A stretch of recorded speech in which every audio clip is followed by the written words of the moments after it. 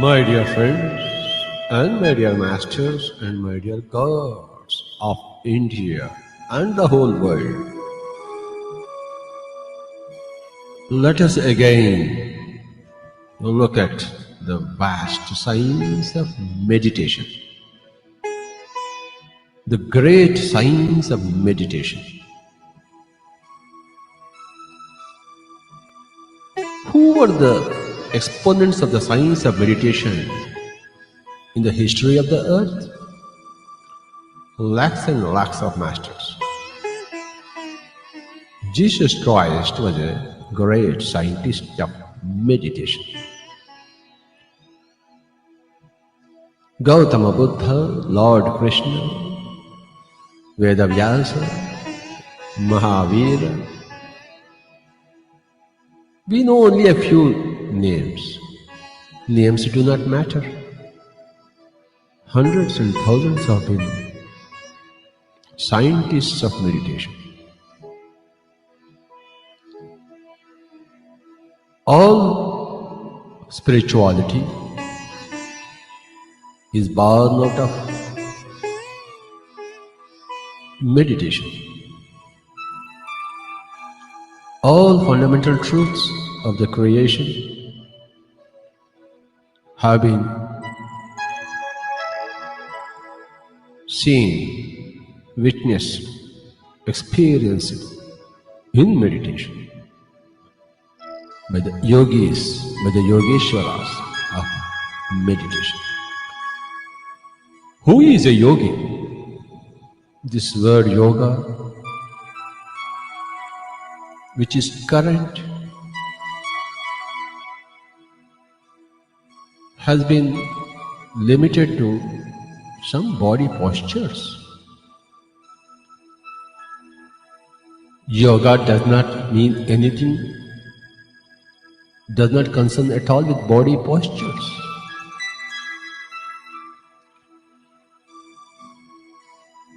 Yoga is actually union. Yoga means union.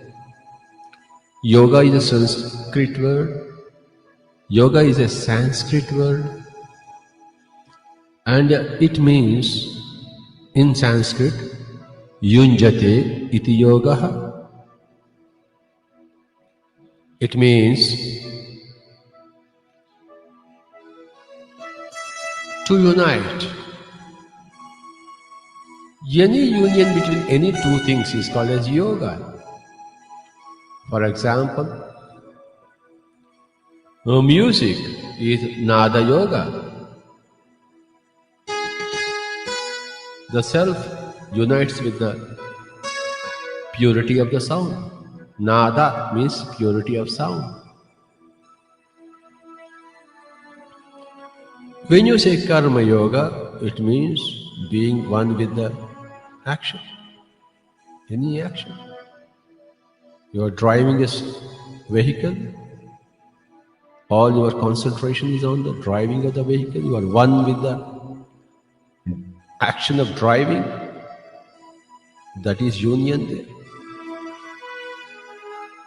Jnana yoga means when you are one with, when you are reading a book, studying a book, when you are one with the contents thereof, your mind is attuned to the contents thereof.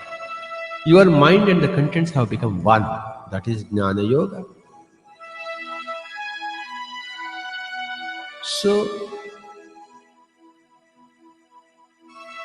when you are with your own self, that is Dhyana Yoga, Raja Yoga, or simply meditation.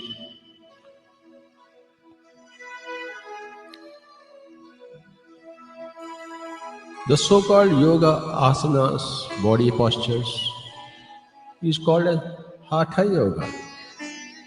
Means becoming one with the body.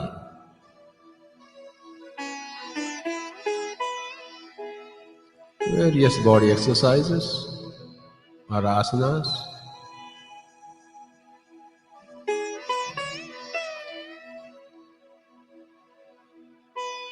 These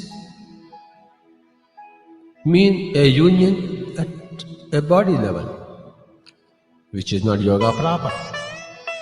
Yoga proper is becoming one with our own selves. Becoming one with our body is different. Becoming one with our minds is different. Becoming one with our intellect is different. Becoming one with our own Atma, our own consciousness, our own self is entirely different. So, meditation means becoming united with one's own core self. So, these scientists of meditation, like Jesus Christ, or Lord Krishna, Buddha, Mahavir, hundreds and lakhs of them, no one superior to another, no one inferior to another.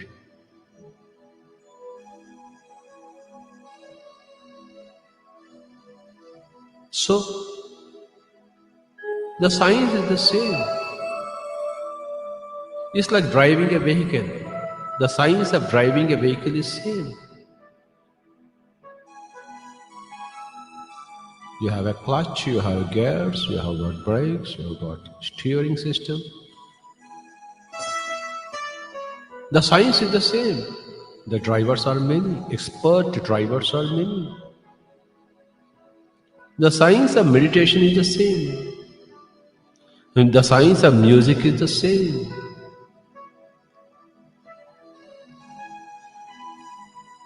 So, sa re ga ma pa da ni do re mi fa so la ti, whatever it is, the science is the same. And scientists of music are many. Everyone or anyone who has dedicated himself for a lifetime practice of music becomes a scientist of music. Anybody who dedicates himself for a lifetime of driving a vehicle becomes a master driver. Similarly, meditation is like any other thing, any other science, any other talent. We have to log in a number of man-hours in meditation, then we become masters of meditation. We will understand the whole fabric, the science, the structure of human consciousness, human creation. Then you are a scientist of meditation. I am also a scientist of meditation. I have seen my own past lives through my own meditation in this lifetime. Gautama Buddha did not know who he was until the age of 29. Then he began his own search for truth. Like Gandhiji's my experiments with search for truth, then Buddha, he also started his own experiments. So, Gautama Buddha went to so many practitioners of meditation existing available in that time. He went to each and every person, tried to understand, tried to grasp, slowly progressed, and eliminated all the unwanted things, find out what was true by his own experience. At the end of 5.5 years, as he was reaching his own 35th year, finally he achieved enlightenment. He understood by a process of trial and error, a process of experimentation and elimination, finally distilled, found out that you have to just be with your natural, normal, easy, soft breathing. You must not do any breathing exercises like Puraka, Kumbhaka, Rechaka, 1:4:2, no. 2:6:3, no. You know what is Puraka? It is inhalation. Kumbhaka means retention in the nose, and then finally Rechaka, exhalation. So he found out by his own experience that kumbhaka should never be indulged in. Only the normal puraka and the normal rechaka. He also found out that one should not chant any mantra. He chanted hundreds. He chanted hundreds and thousands of mantras given by this guru and given by that guru. Sincere.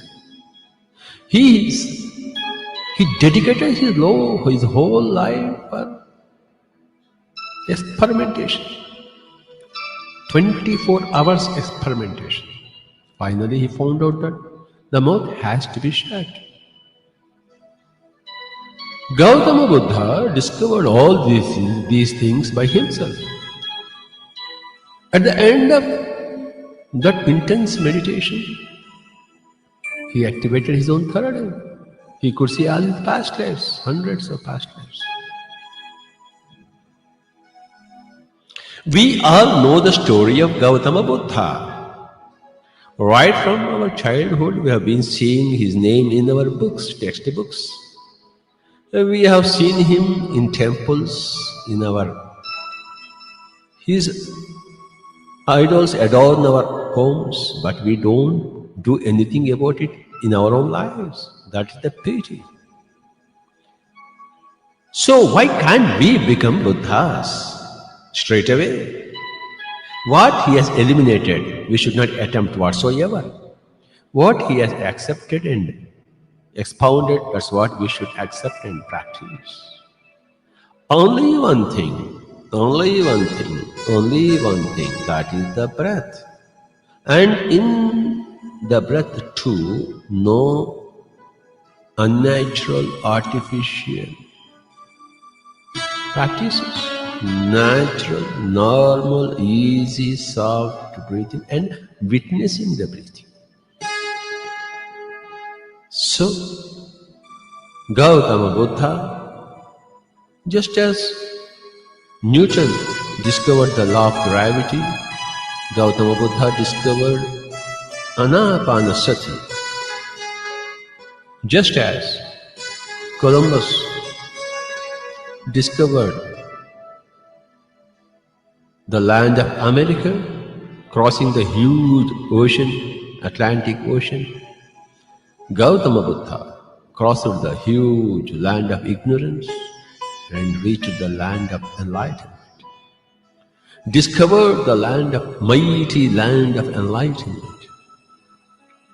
Columbus, the mighty Columbus, the great Columbus, discovered the land of America, crossing the huge ocean of Atlantic Ocean. What a big ocean, Atlantic Ocean. Right from the Spanish coast, we traveled, reached the land of Americas. We will take another example, the mighty Edmund Hillary and Tenzing Norgay climbed the highest of the Himalayan peaks, the Mount Everest. Similarly, Gautama Buddha climbed the highest peaks of enlightenment through the highest practice of meditation, became number one in the history of the earth. There are any number of persons after Hillary or Tenzing Norgay. So many hundreds and thousands of people have climbed the Everest.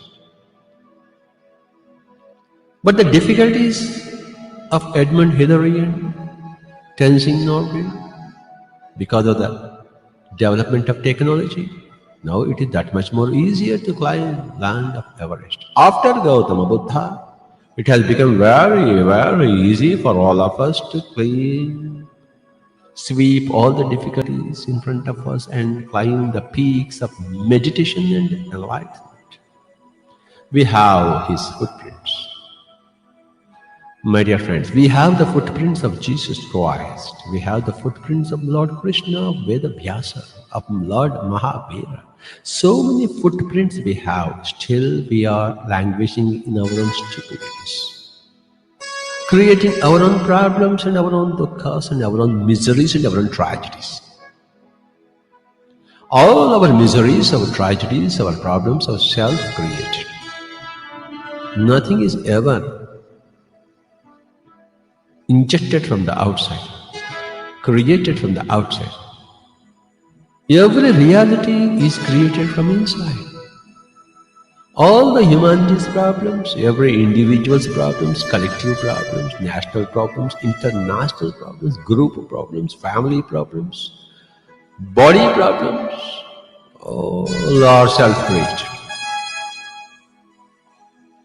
Only meditation solves all problems. All problems have arisen because of lack of the science of meditation, lack of understanding of the spiritual science, spiritual facts of existence. My dear friends, my dear masters, and my dear gods of India and the whole world,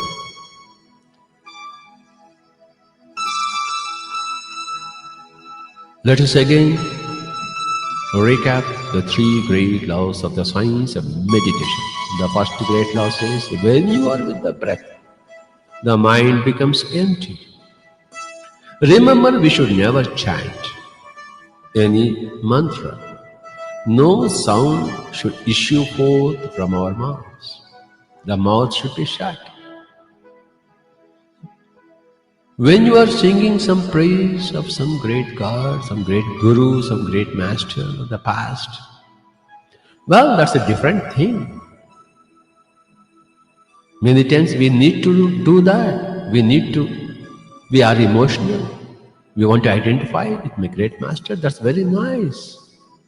To sing praises of Lord Jesus Christ or Lord Buddha, Lord Krishna is very wonderful. It is soothing, but it is not the science of meditation. It is the science of soothing one's own self emotionally, which is entirely different thing. Like pineapple is different from mango. Mango is different, pineapple is different. Similarly, prayer is different and meditation is different. Meditation is not prayer and prayer is not meditation. Pineapple is not mango and mango is not pineapple.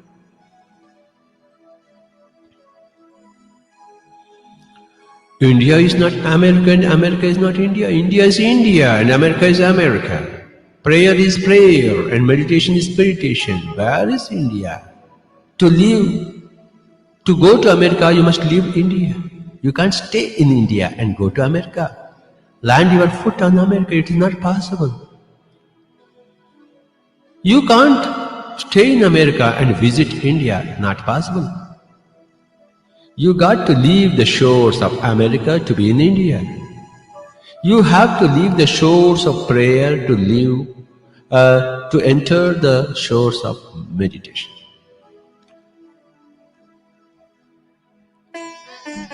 People say, can we do the same, both of the things at the same time? How can you do it? How can you put one foot in America and one foot in India? Is it not ridiculous? Either you are in America or you are in India.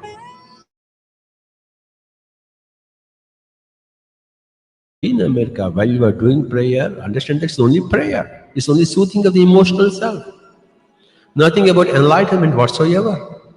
When you are in meditation, it is everything about enlightenment. It is not about soothing your emotional self.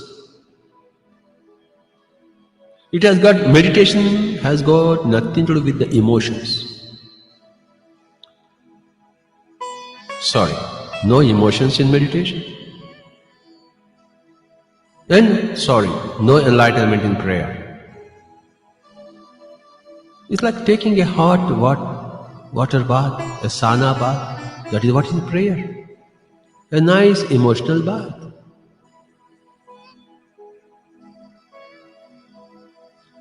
We sing a prayer Raghupati Raghavaraja Ram Patita Pavan Sitaram. Yeah, that's a prayer. We remember Ram and Sita. Very nice. You are born in a culture. To remember the name of Ram, to listen to the sound of Ram is highly soothing. In fact, for Hindus, no other word is as soothing as the Ram. But by chanting the name of Ram, you will not get enlightenment. What we need is enlightenment. Ram was enlightened and you are not enlightened. What is the point? Whatever Rama has done in his lifetime, you have to do if you are sincerely his follower. If you are sincerely his admirer, you have admired his deeds. If you don't do the same type of deeds, what kind of an admirer are you? You are a fan. You don't play cricket, you are a fan of Gavaskar. But you have to be a cricketer here. That's what is meditation about. That's what is enlightenment about. How many lifetimes will we watch simply others' greatness, others' enlightenment, sing songs and praises of others' meditation? And what do? When we sing praises of others' meditation, do you think our personal problems will be solved? Your personal meditation will only solve your personal problems. Your prayers will soothe you temporarily, but your problems will increase because you have not tackled them. My dear friends, my dear masters, and my dear gods of India and the whole world, remember, prayer is not meditation.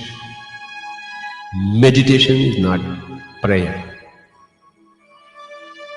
They are as distant to each other as the North Pole to the South Pole or the South Pole to the North Pole.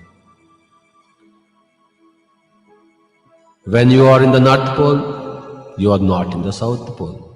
When you are in the South Pole, you are not in the North Pole. Yeah, some lifetimes in the North Pole and some other lifetimes in the South Pole. Some lifetimes in prayer and latter in the final lifetimes in meditation. If you want to do prayer, you are prolonging your cycle of births and deaths. That much, my dear friends. The benefits of prayer are included in the benefits of meditation. The benefits of meditation are not included in the benefits of prayer. Prayer is like a outpost. Meditation is like the central headquarters. Go for the central headquarters, not for the outpost. That is wisdom. Given two choices, the same lifetime can be spent at the outpost, or the same lifetime can be spent at the central headquarters. What do? The central headquarters includes all the outposts, but no outpost includes the central headquarters.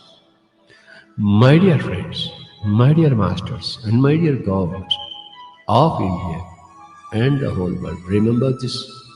Unless you sort this out, the difference between prayer and meditation, you can't go really into meditation.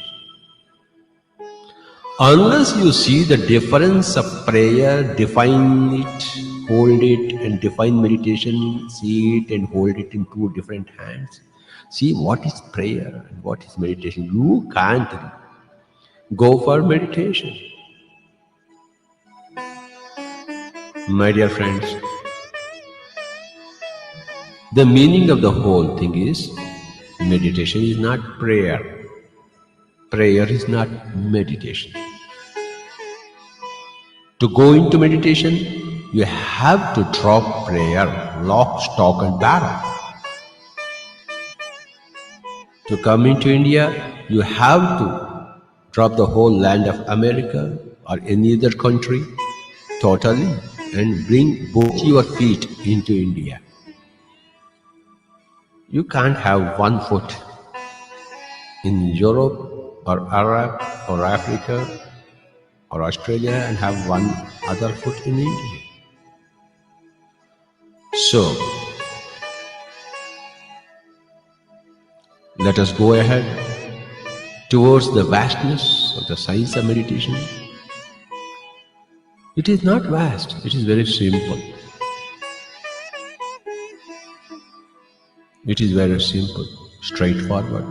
Be with the breath. Be with the breath. Be with the breath. No mantras whatsoever. No mantras whatsoever. No sounds whatsoever. Keep the mouth shut. Keep the mouth shut. Keep the eyes shut. Keep the eyes shut.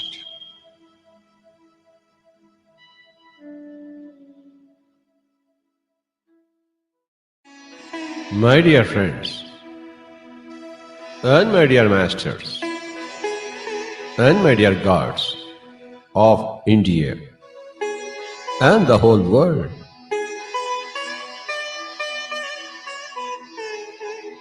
we are into the magnificence of meditation.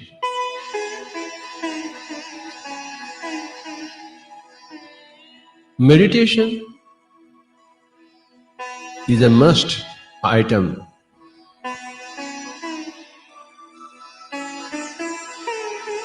in our day-to-day lives. It is not for some life after death state. It is for a magnificent life before death. We need to function efficiently right now, today. For today's magnificence, we need today's meditation. We don't need today's meditation for life after death. We need today's meditation to be efficient in our day-to-day life today. So that today we are happy, harmonious in our own homes. We need meditation today.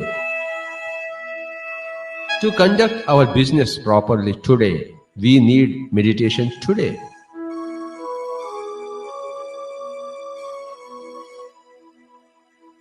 To study our own lessons in school and college, both as a student and as a teacher, as a lecturer, as a professor, we need meditation today.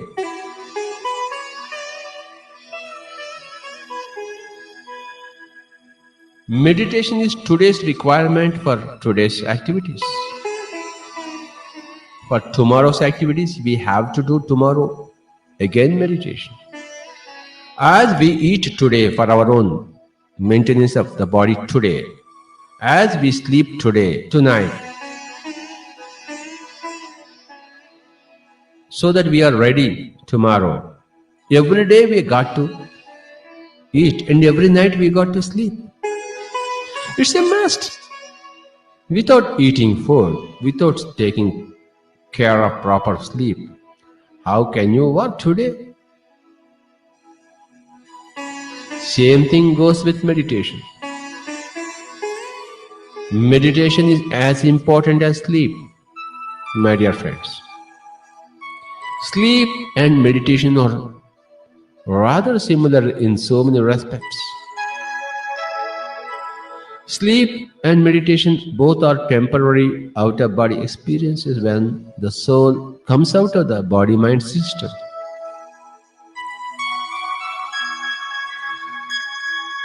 During sleep, the soul part comes out of the body-mind system. During meditation too, the soul comes out of the body-mind system. During death too, the soul comes out of the body-mind system so very permanently. It is totally severed so that the body becomes corpse. There is no more mind in it. Death is permanent out-of-body experience, Sleep and meditation are temporary out-of-body experiences. In death, you are totally out of the body. There is no more connection between you and the physical body. While you are in sleep, while you come out of the body, there is still yet a vital connection between you, the soul, and the body mind that is there lying on the cot. This connection is called as the silver cord. Any amount of new age spiritual science books are there which will tell you about silver cord. It is called as the silver cord.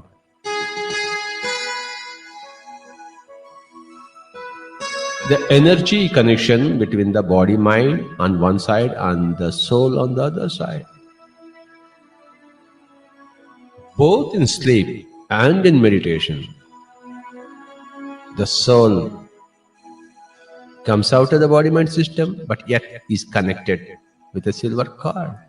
So, early in the morning, you come back after sleep into the physical body, and after meditation, again you are back into the body mind system. But in death, you cannot come back. It's like after resignation from a company, you cannot enter the company's roles again. It has been finally decided and you have resigned, and or you have been kicked out. Once you are kicked out, you can't re-enter the company. Either the body kicks you out or you resign, and both result in death. And you got to have one more company, one more body. The body has become spoiled. So death is permanent severing of the silver cord, so that the soul part lives permanently, the body mind part, the mind languishes, and the body becomes a corpse. Mind is a figment or is a mirror of the society's mind, while the soul is in the physical body. Whatever soul reacts, has reactions with the world, that is called as the mind. The interactive, the fuzzy area between the soul and the world is called as the mind. So when the soul vacates the physical body, there is no more mind. The body becomes a corpse. The soul is the energy for the physical body. When the energy connection is severed, my dear friends, the body becomes a corpse. In death, the body becomes a corpse. In meditation and in sleep, the body becomes more vitalized, revitalized. In sleep, the body becomes revitalized, and in meditation, the body becomes more vitalized. That is the difference. Every day, we have to perform so many actions. We do perform so many actions with the physical body and the mind, mentally and physically. We lose so much energy and we get back the dose of energy when we go into sleep. But in meditation, we enhance our energy. We maximize our energy. That's the difference. There's a huge difference between sleep and meditation. We are dedicating, say, 6 or 8 hours to sleep, but we are not at all thinking of the wonderful thing called as meditation. What a blasphemy. What a shame on our own parts. My dear friends, the time has come for the whole of the humanity of the earth to give as much time, as much importance to meditation as they do give to sleep. That is the meditation revolution on in this great earth now. The whole earth is entering, has already entered a great photon band, a highly energetic band, an intergalactic phenomenon, a cosmic phenomenon. So, meditation is rapidly spreading into each and every home. The moment you say, please meditate, people listen now. Only point is they don't know what is the real way of doing meditation. There are hundreds and thousands of so-called ways of meditation. It is highly philosophically repeated by each and every person. They say all ways lead to the Rome. Sorry. In the science of meditation, only one way leads to the Rome. There are no different types of meditation methods. No chanting of the mantra. There is no Hindu mantra. There is no Sufi mantra. There is no Jewish mantra. There is no Buddhist mantra. Om Mani Padme Hum. No Buddhist mantra. Sorry and sorry and sorry. When Buddha himself is against any chanting of the mantra, how can you have Buddhist mantras? Om Mani Padme Hum. No. Not that mantras have no value of their own. Just as prayer is not meditation, chanting mantras is not meditation. Mantras is an entirely different chapter. Meditation is an entirely different chapter. Prayer is singing songs of some great guru. It suits you emotionally. Chanting mantras strengthens you mentally, but it does not give you enlightenment. Prayer is emotional life. Mantras are mental life. It sharpens the mind, but it does not give you enlightenment.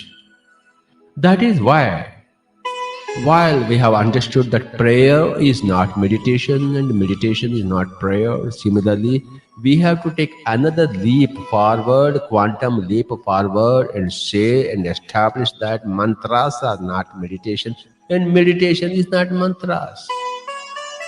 No. Om Namo Narayana. Om Namo Narayana. This is not a prayer. This is a mantra. Om Mani Padme Hum. Om Mani Padme Hum. This is not a prayer. This is a mantra. But no mantras. Mantra is North Pole and meditation is South Pole. Or mantra is South Pole and meditation is North Pole. So, you can't be simultaneously in mantras and simultaneously in meditation. It's again like India and America. Mantras are America, then meditation is India. If mantras are India, then meditation is in America. How can you have both your feet in two different lands simultaneously? One foot in mantras and another foot in meditation. My dear friends,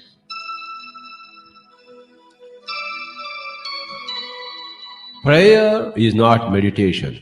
Meditation is not prayer. Mantra chanting is not meditation. Meditation is not mantra chanting. The whole mouth has to be shut. You should not sing. Yeah, another time. There's different time for if you want prayer, if you want mantra. That has got nothing to do with meditation. Don't say I am in meditation. People tend to say, yeah, we are doing meditation. But they are in prayer. But they are in chanting mantras. Pineapple is not mango. Potato is not tomato. Brinjal is not tomato. Tomato is not brinjal. Brinjal is not potato. Potato is not brinjal. A prayer is not mantra chanting is not meditation, meditation is not mantra chanting, meditation is not prayer. Potato is not tomato, tomato is not brinjal. The language of English is not the language of German. It is not Japanese. Japanese is Japanese, German is German, Deutsche Sprache. English is English, Hindi is Hindi. My dear friends. So, meditation is meditation, chanting mantras is chanting mantras, prayer is prayer.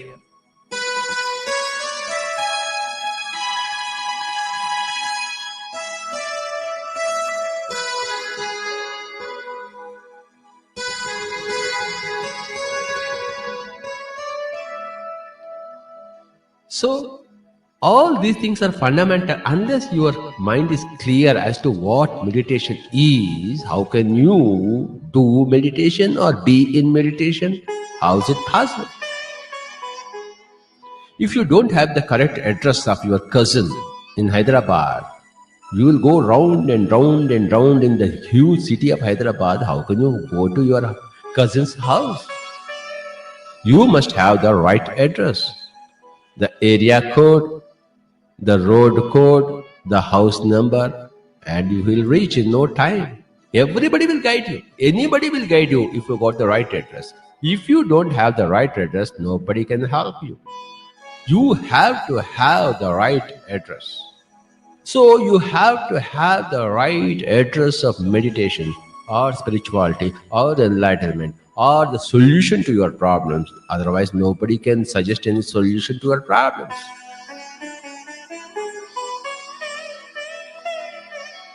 My dear friends, so this has to be understood by a prospective meditator, a future meditator, a man who wants to solve his problems in life today. He has to understand what is meditation today, so that he can practice meditation today, and today he can energize himself and he can be successful today. Meditation is for today, it's not for tomorrow, it's not for life after death. It's not to ensure some beautiful palace just by the side of Jesus Christ. Sorry, and sorry, and sorry. No prayer will ensure you a big bungalow by the side of Jesus Christ when you leave the earth. Only meditation will give you a berth, a side bungalow in the life after, by the side of Jesus Christ in the same locality. Meditation gives you access to Jesus Christ, gives you access to your departed parents, your departed friends who are on the other side. You are only on this side. We are all on this side. Death means to go on to the other side, to go into the next room. Nobody ever dies. Unless you understand that you are not the physical body, you can never go into meditation. Or unless you go into meditation, you can never understand that you are not the physical body. So, meditation is a mini death. Enlightenment is permanent death, mental death. There is no more mind. Meditation is mini death of the mind. Enlightenment is permanent death of the mind. In a Buddha's consciousness, there is no mind. He has transcended mind once and for all. In Jesus Christ, there is no Jewish mind. Hindu mind died in Buddha. Jewish mind died in Christ. And Christ's consciousness was born. And Buddha's consciousness was born. Krishna's consciousness or Buddha's consciousness or Christ's consciousness or Lao Tzu's consciousness or Chuang Tzu's consciousness or Guru Nanak's consciousness or Kabir's consciousness.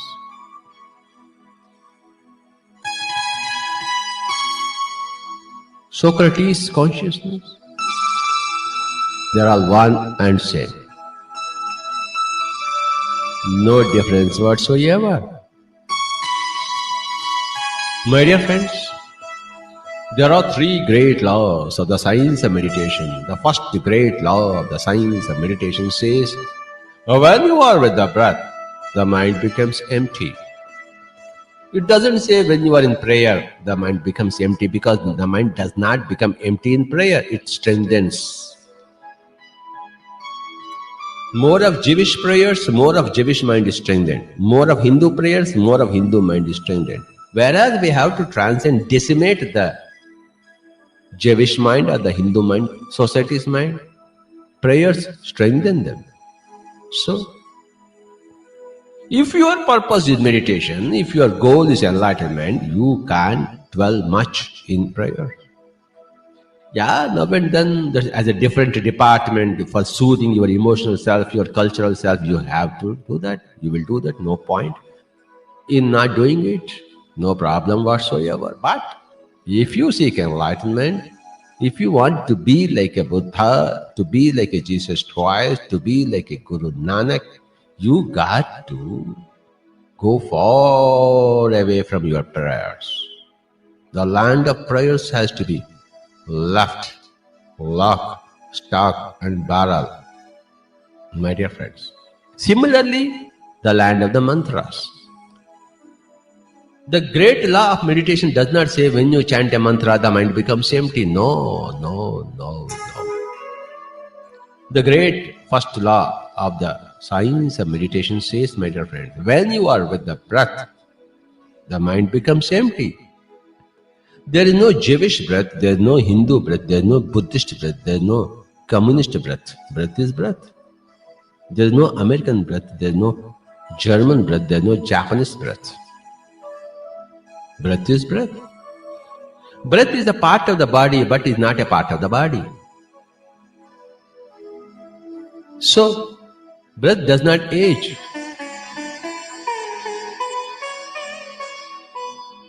Breath is very tangible, yet totally intangible. Breath is the ambassador of the pure consciousness on the physical plane. So, to contact American government in India, you have to go to the American consulate. To contact Indian government in America, you have to go to the Indian embassy. The American government functions in India through its consulate. Similarly, the whole purity of consciousness functions in the physical body through the breath. You have to approach for visa or passport, you have to approach the consulate or the embassy. That is the only place you will get your visa or passport. Otherwise, you can't land in America. No way. Similarly, my dear friends, the visa or passport for meditation or enlightenment is not available in the mouth. It is available in the nose. That is the consulate, that is the embassy. That is the pyramid, is the embassy pyramid. The nose is the pyramid. Pyramid is the symbol for meditation. Pyramid is the symbol for enlightenment. Pyramid is the symbol for spiritual science. Pyramid is the new age symbol. The nose is the pyramid. And within the nose is the breath. Breath is the gateway to the land of meditation. Breath is the great way to the great science of meditation. Breath is the gateway to the land of health, vigor, vitality, non-aging, physical immortality. Breath is the grand gateway for mental peace, for harmony. Breath is the great gateway for our intellectual sharpness, intellectual abilities. Remember Vedavyas, how much work he has done. Can you imagine how you can write a great epic like Mahabharata? Has there ever been a greater epic than Mahabharata?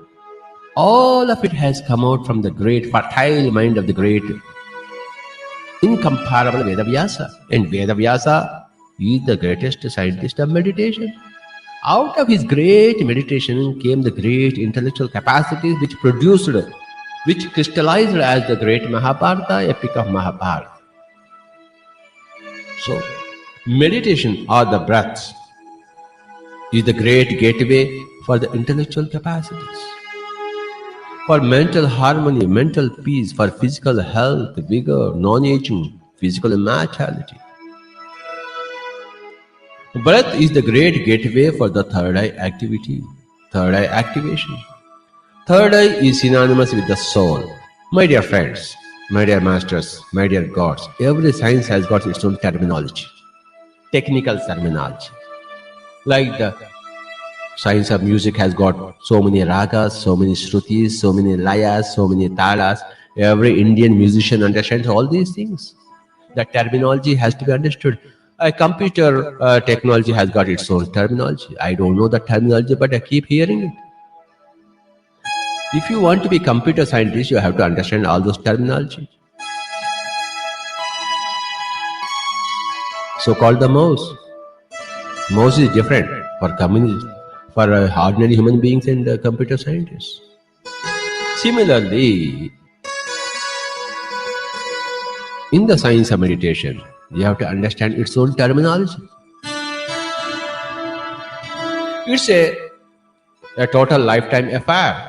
It's an affair of lifetime dedication. Setting the goals clearly is the first step.